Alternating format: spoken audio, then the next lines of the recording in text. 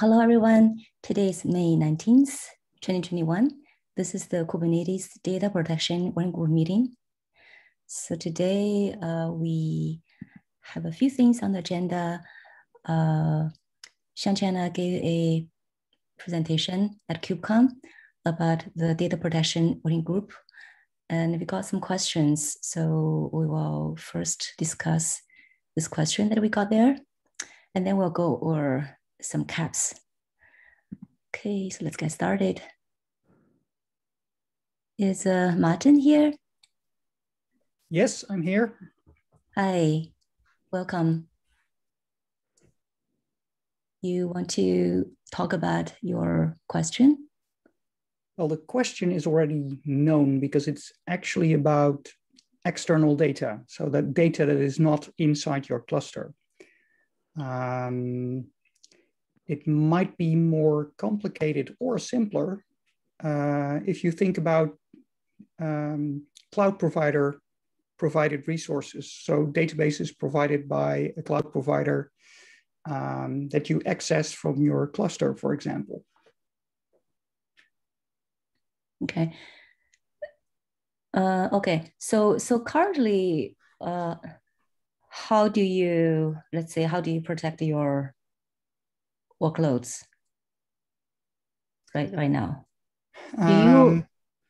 Okay, you go ahead. So when you use managed databases from a cloud provider, the databases are backup for you. Mm-hmm.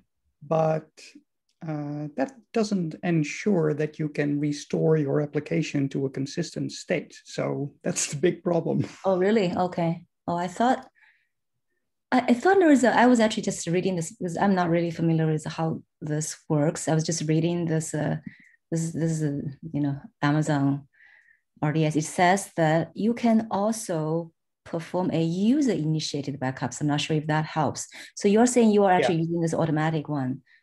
Yes. Right now we don't use AWS, we use Azure.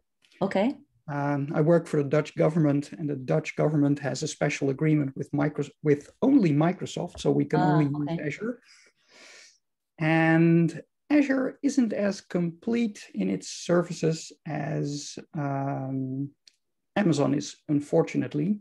Oh, you're saying it does not have this way for you to do I think you can trigger external backups, but what you can't do is store the backups outside of your environment. Oh, okay. To do that, you have to do standard backups like, if you use a Postgres database, there are tools to make Postgres backups, but that's actually the thing you don't want when you use managed databases. So you can, so it's actually store this for you. You can't really manage where you want to store the database. That's what you're saying? Yeah. Oh, okay. We actually have an ad here. I wonder if ad actually works for Microsoft. Do you have any comment on this? On the fact that you can't store our backups outside of our environment? No, I don't really. I'm not a super expert on the backup end of things, but I have contact with folks who are and can certainly provide this feedback to them. Okay, yeah, maybe Ad can provide feedback. Yeah, Martin, I'm happy to have a conversation with you offline and learn more about the differences here. I'm certainly, some of our backup folks have a good idea about that, but we can at least provide some additional feedback to them. Okay, that sounds fine. Yeah. So I wonder if this is okay. So you're talking about Azure, but I don't know if this problem is really solved.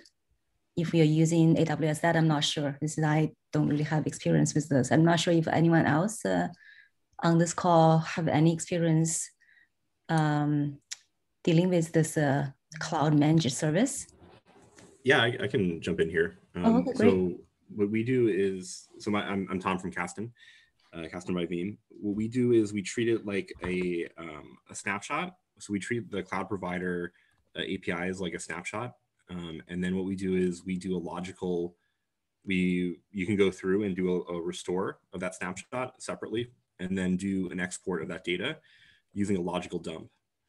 So you mentioned Postgres. So for example, you can do Postgres dump that extracts the data at logic level, then you can put it kind of into any backup repository you want. There are not, for many of these databases, you're exactly right. They're not good APIs to get data out into external systems, except through kind of the database protocol itself. Right. Oh, okay. So this is actually, okay. So use this, you can actually solve this problem. Now, Martin, what cloud provider have you? So looks like Azure, maybe looks like there's some issues with Azure, but you tried with AWS or what? Is this a cloud provider specific? Yeah, I mean, this is kind of the general approach we take for many things, right? Even with, filers, for example, if you take an internal snapshot and then export data, it takes kind of the same approach where you do a local restore and then export it. But the APIs for AWS, I'm pretty familiar with. I'm a little bit less familiar with the backup APIs for Azure.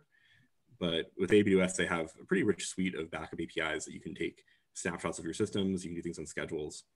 And so what we typically do is we leverage that to take just snapshots, but then you can export data to move it between different regions, or in some cases, even different cloud providers or on-prem as well. Okay. Okay. Does that sound good to you, Martin? Sure, it's a great start, but I think we have to look into, most cloud providers today have a way of creating cloud resources from Kubernetes. So you can see them as Kubernetes resources. And what would be great if we could extend that API to also include things like backup and snapshots and things like that. Right now, I think none of them really have that. They only allow you to create a database or a database server from these APIs. When you say Kubernetes, you're saying they actually have their own CRDs defined for you to use? Oh, okay. All of them, well, way back we had, what was it called again? It came from the Cloud Foundry guys. Pivotal? From Pivotal. They started a way to use resources in their environment. This was reused by first, I think, Google. But this was not a Kubernetes native way of providing Kubernetes resources for cloud resources. So they started to develop a operator to do the same thing. So now all the cloud providers provide operators that allow you to create cloud resources from within the cluster. So you can create a database, you can actually create VMs from Kubernetes resources. Basically, a lot of the things you can do with a cloud provider. So you create an S3 bucket from within your Kubernetes cluster as if it was a Kubernetes resource. So those operators, does it normally they probably also provide a backup functionality themselves, right? As far as I know, they don't, but okay. I'm not aware of it. Okay. I believe these operators are basically mappings of the APIs from the cloud providers, right? Basically, it's taking all the, let's say the AWS CLI or the AWS API and then mapping it as Kubernetes calls within the cluster. So it should be possible to also add the API for the backups. Yeah, Martin, I think this is kind of what our product does, actually. Okay. So I can send you some material or do a demo with you if you like. We can follow up offline if that would help. Yeah, maybe some of those we can even have a session in this working group. I think it's interesting. Yeah. Because I'm not sure. I thought this is at least right now. I thought we don't have a way. So until I just hear about this today, looks like there is a way actually. So yeah, so I think maybe we can. Tom, maybe we can have a session here as well. If of course feel free if you want to talk to Martin offline, but. Yeah, absolutely. No, I'd love to give a demo. This is kind of what we talked about with the application integrations, because I think you need a combination of cloud APIs and the logical dumps. Okay. And so I can, you can sign me up for some time. Okay, awesome. All right. Okay, do we have anything else about this topic? I see that, Martin, you are also, I think that you added some comments to our white paper, just trying to include this one in our scope. So I think, let's see after Tom's demo and see what we should do. Because I was not quite sure how to handle this yet. So let's definitely take a look. Okay, thanks. Thanks for your feedback. Yeah, great questions. Thanks.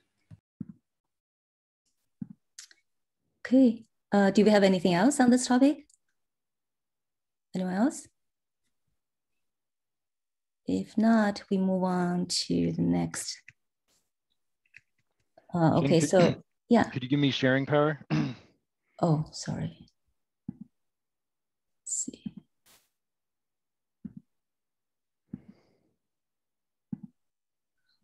All right. Yeah, so so Ben is going to give an update on the volume populator cap. All right, yours. I'll stop sharing.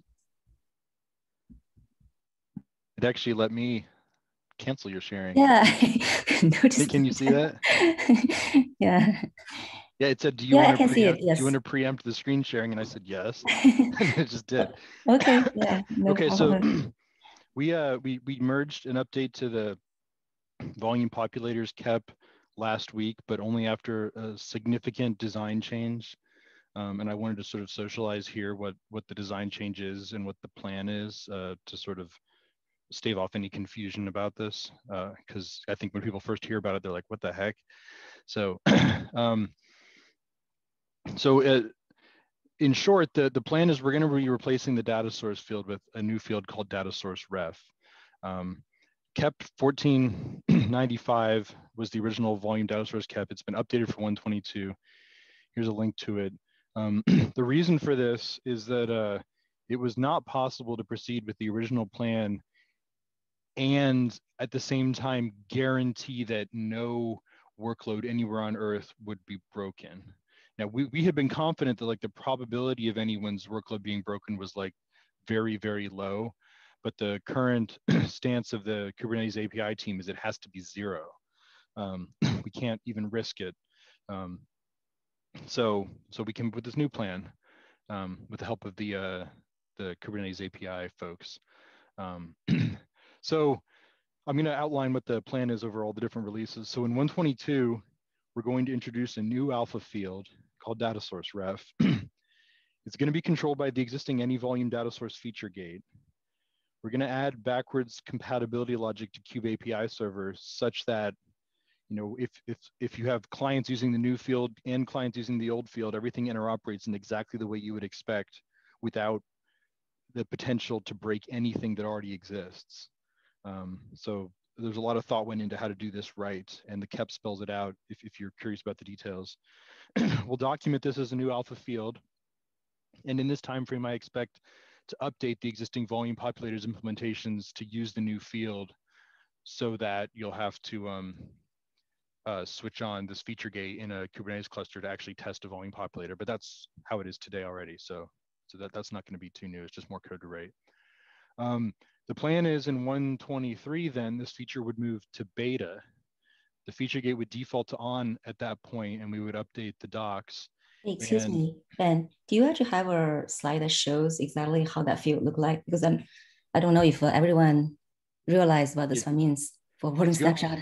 I don't have a slide, but it looks, I mean, it's a carbon copy of data source. You can actually, everything in the field you can actually show your cap later. Okay, okay, yeah. why don't we finish?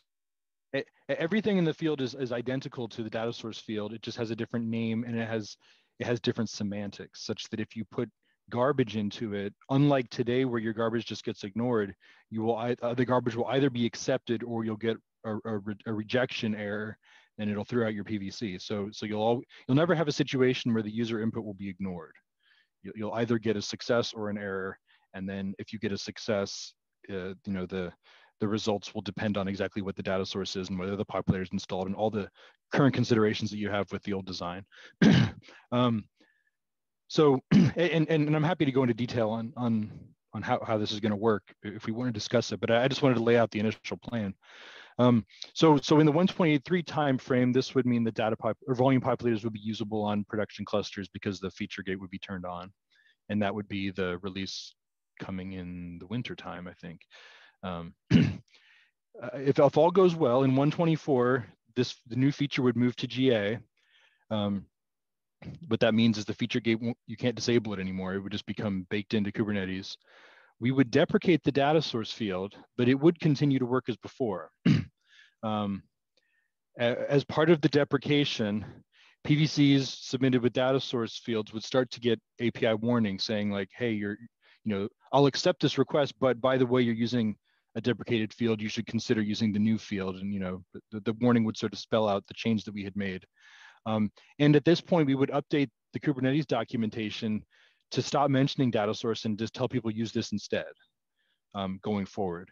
Now, even if new users did use the data source ref, old clients will continue to work and be compatible and nothing will break. I want to emphasize that. But like this has to be the path forward to sort of get past the existing bad design with the data source field. In the 125 timeframe, we would probably be switching the external provisioner sidecar to start using the new field. We would probably have to do a version bump of that sidecar because this is a backwards incompatible change to use a new field, which would mean that version of the external provisioner sidecar that would happen next spring, about a year from now, would depend on Kubernetes 124 later. And the data source field would continue to work for old clients, even if you're using an updated provisioner sidecar. Again, there would be no compatibility break by making this change. You would just be giving you a new sidecar that wouldn't be getting deprecation warnings when it sent APIs to the Kubernetes server. So many releases later, I want to emphasize data source field still works. So when you say it still works, that you can still use this to create a new. Yeah, what it would mean is people who are using like YAML from today to create a PVC from a snapshot, it would work exactly the way it does today. People that were using sidecars from today that are working on the data source field, they would continue to work the same as well. They might receive deprecation warnings, but like you can ignore those. So when you do okay, so you can create and you get, it should still, it's going to be converted, right? So it's going to be converted to the ref, to data source ref. When you do a get of data source, you can still. You'll get both. You can still get that. Yeah. Well, actually, we're not going to get that by itself, though, right? This is just like one field. So you're going to get a PVC. You'll get a whole PVC, and it'll have a data source ref field. Oh, it's going to have two. You're saying it's going to show both? It'll have two copies of the data. Yeah. It'll just be a little ugly, but we'll tell people don't look at that old field. It's legacy cruft. But we obviously we have to keep it for backwards compatibility all the way up to 1. Whatever. And then someday, Kubernetes 2.0, we would remove the data source field, but this will probably never happen. So this is just to emphasize that, if there is ever a 2.0, that's when we would remove the field, but no one anticipates there ever being a 2.0 of Kubernetes.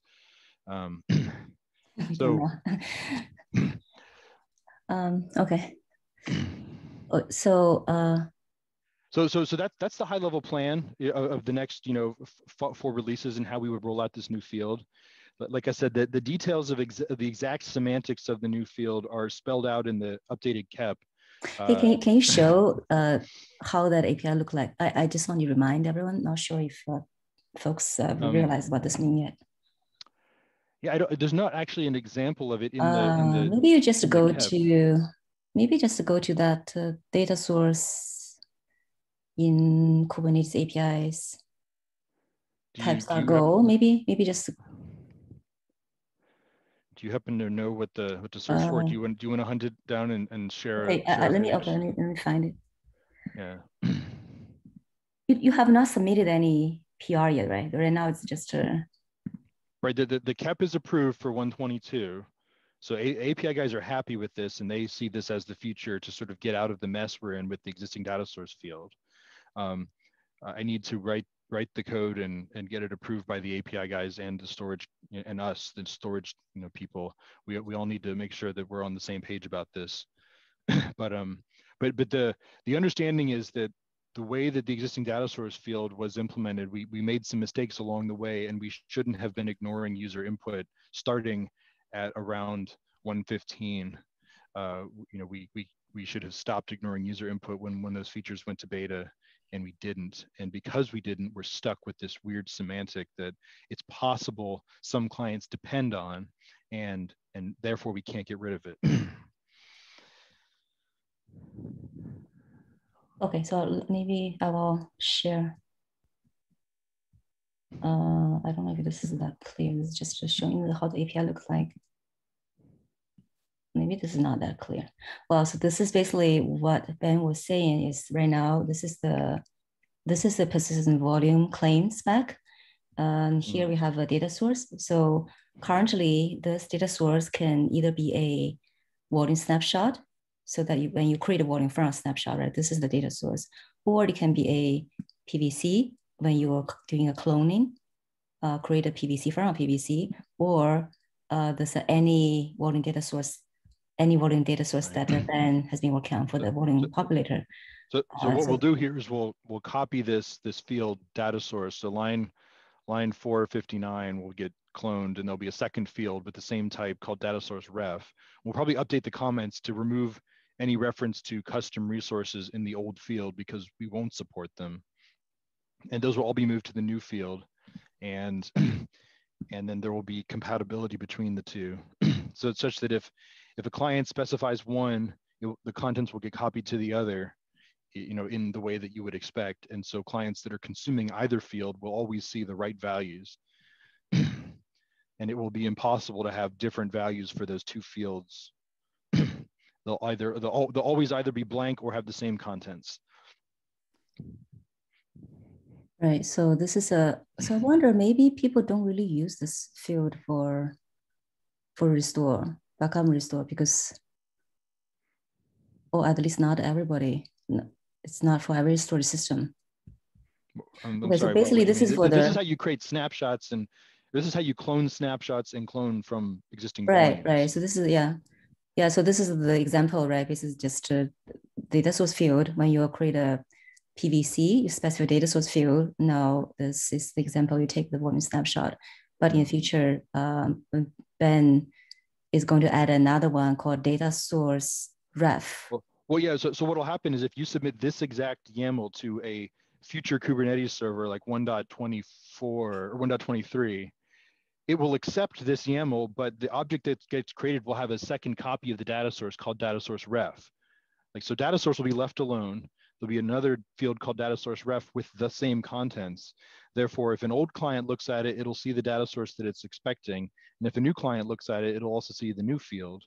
And if you specified this YAML with data source ref instead of data source, the same thing would happen. It would populate the data source ref field with what you wanted. Oh, does it actually go back if you? Yeah, it'll copy it back too.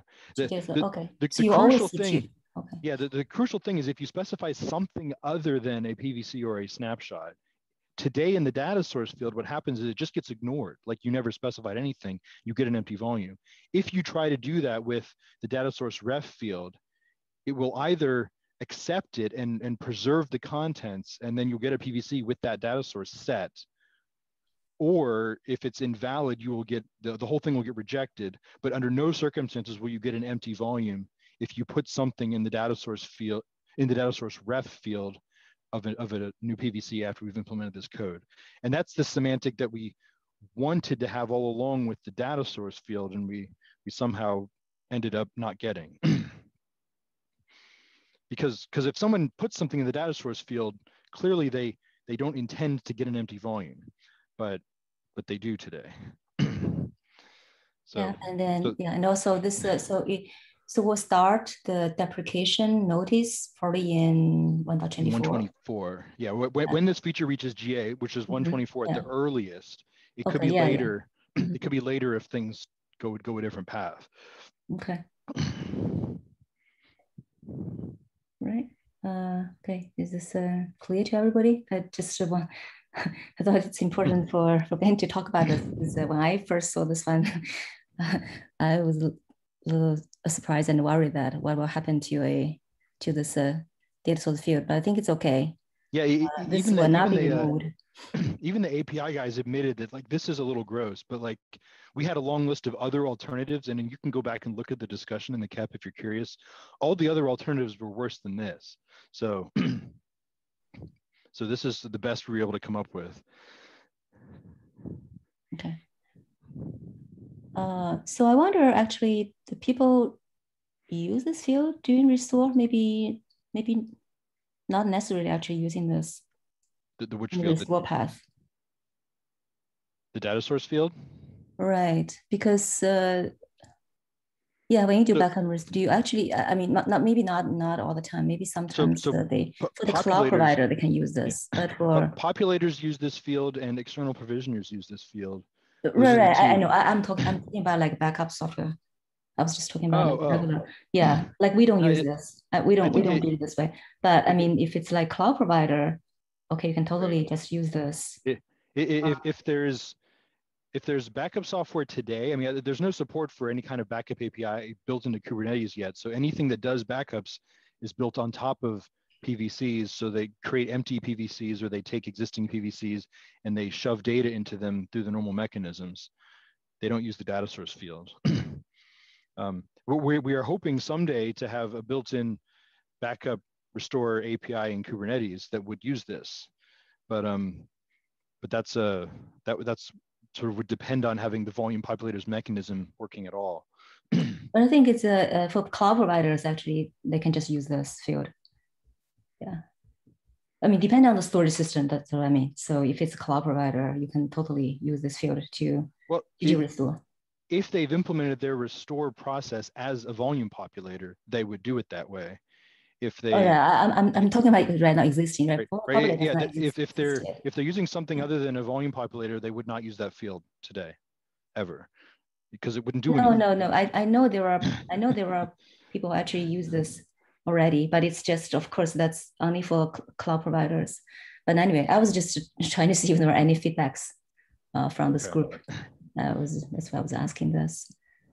Because I didn't hear anyone who was surprised by this. maybe they. I'm sorry. No, I'm sorry to interrupt. I was gonna say I don't think we use this, but I'm just confirming. Okay.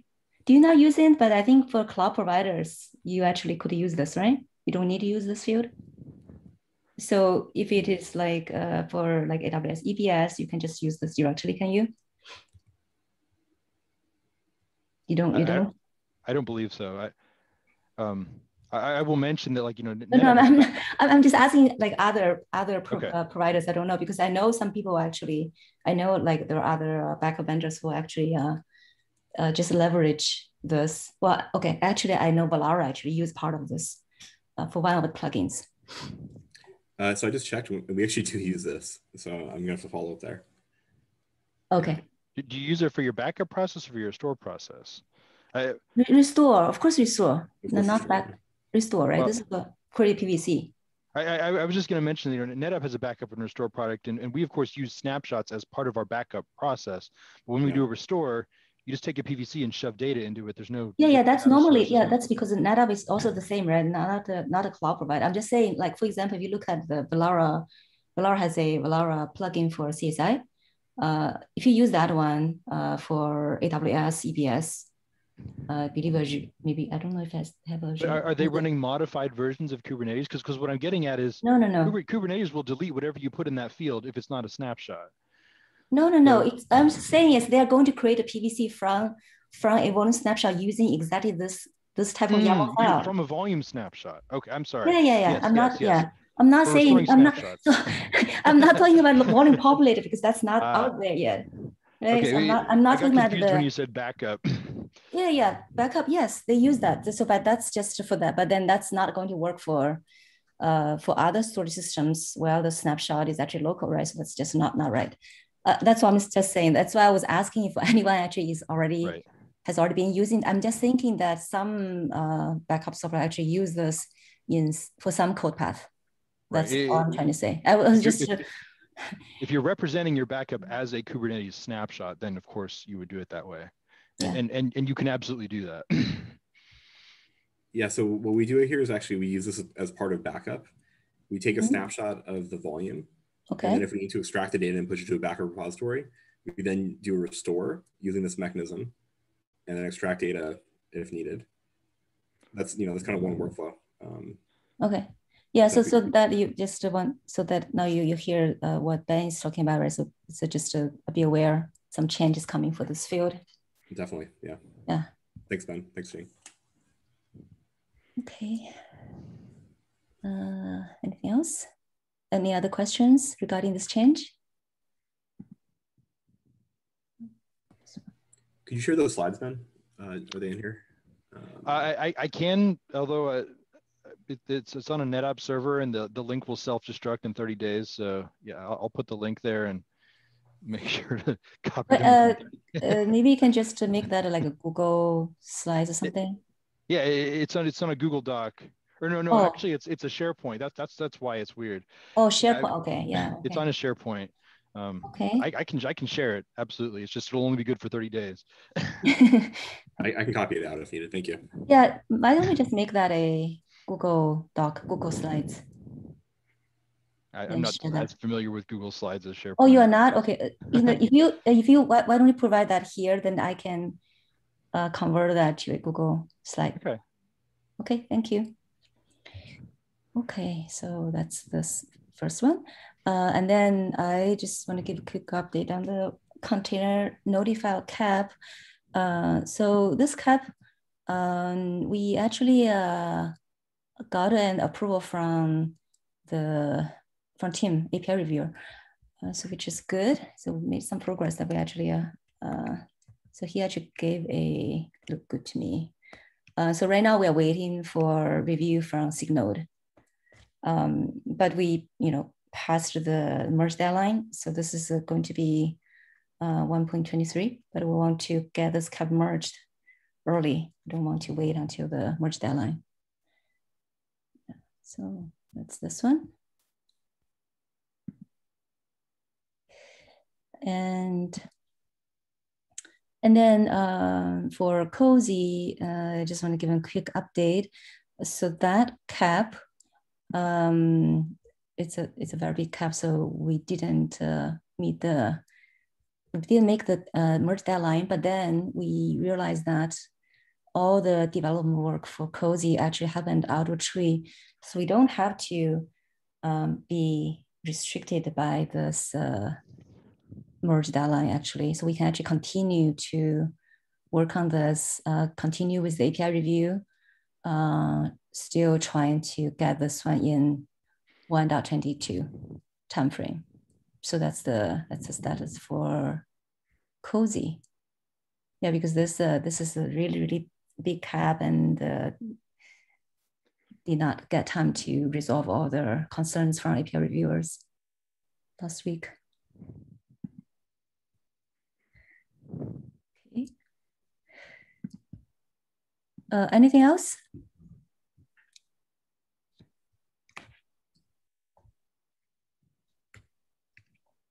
That's all I have here.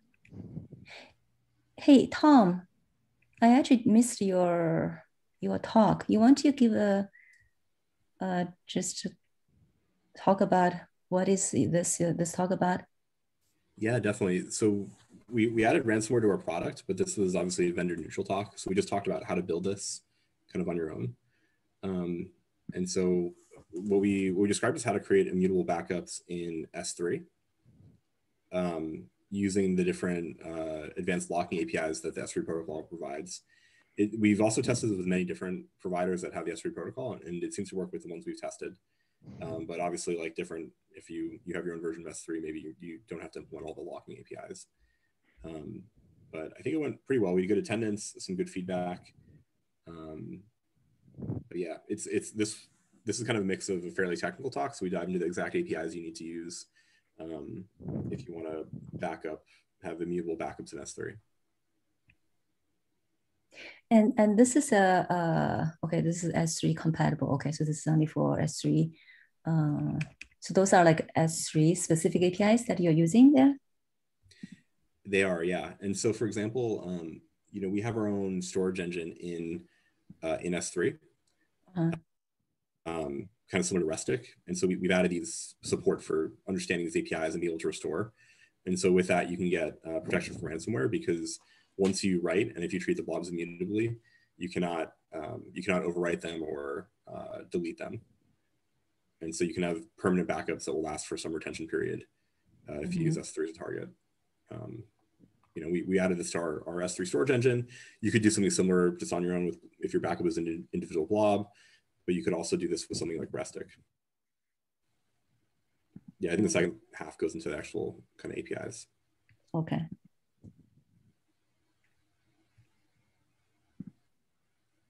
Cool. Yeah, it was very timely because we, obviously ransomware has been in the news recently. Yeah.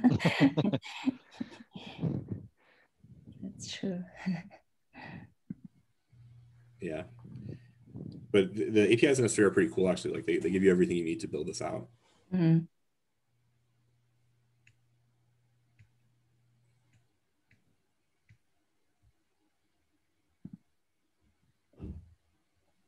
Okay.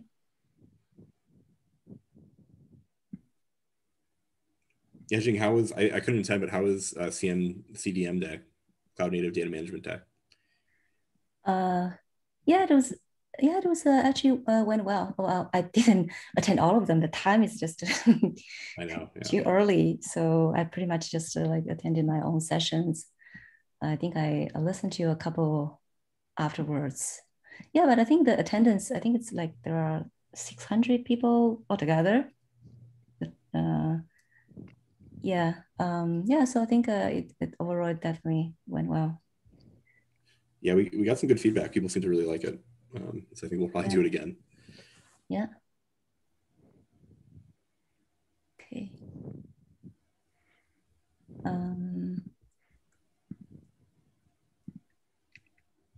Anything else? Anyone want to talk about anything else here?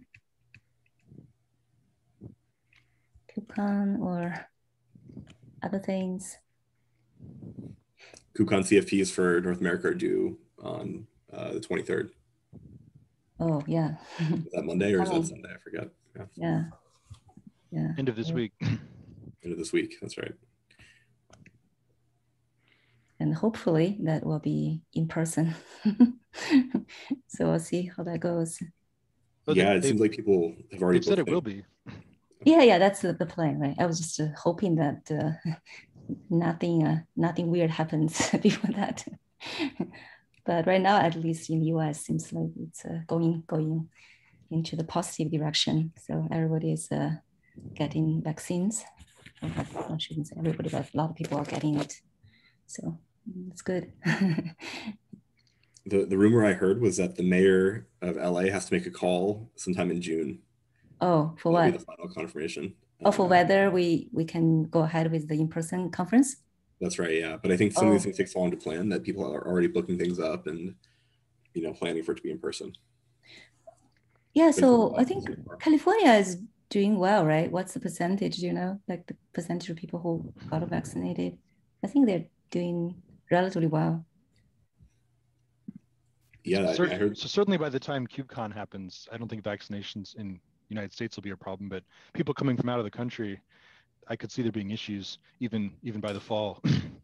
Well, there's a huge topic or a huge sort of debate, I guess, ultimately around whether or not in-person attendance should be gated on the basis of establishing that you've been vaccinated. And that gets into a lot of hairy issues. And the board has a working group that will be touching upon that. But another factor is that certain corporations, from a corporate events policy, just basically aren't doing anything in person this calendar year. So it's not a foregone conclusion that there will be a hybrid event, but yeah, the CNCF marketing folks are planning for both contingencies. Oh, okay. So it's still not not decided yet. Not yet. Okay. But like I said, planning ongoing for both scenarios. It does get a little hairy. I mean, it could be as straightforward as if you can show me some sort of authenticated evidence of vaccination, come on in, and if not, or if you're not comfortable or whatever, attend the virtual event. But none of that's been decided yet. Or will that be like, I thought if you're getting a flight, you need to get a test done, right? That varies from one civil authority and one airline to the next on how that's handled. Okay. Okay. But more problematic is people in other countries might not even have access to vaccines in the time frame, and then they couldn't come. Yeah, well, so I mean, at a minimum, there will be a virtual component. So, you know, if there is a hybrid event, there'll still be a virtual attendance option. Oh, you're saying that you can, so let's say we have that in person, but then other people can actually kind of watch it or kind of participate? That's the way the planning is proceeding currently. But, okay. Okay, yeah. Probably we'll see whether Olympics can happen first. Maybe that's an indicator. Okay. Anything else? If not, that's it for today. Thanks, everyone. Thank you. Thank you. Bye. Thank you. Bye.